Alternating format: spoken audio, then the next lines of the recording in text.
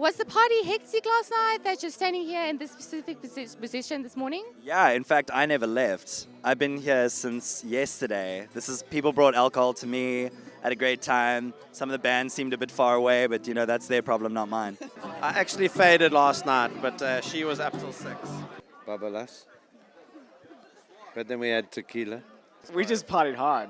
Like, I don't even remember when I went to sleep. I don't know what time it was. It could have been like 3 hours or 6 hours that I slept, but I was tired this morning, so that's why coffee was pretty important. I got into the wrong tent at a stage.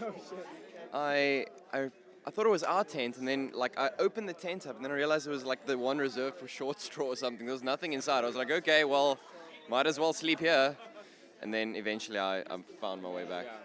Ek het buite geslaap gisterand. I don't have any memories, have any stories. Oh, so you can't remember what happened last night. And this morning, what did the people tell you? Nothing, they lost me. I woke up in the middle of someone else's campsite.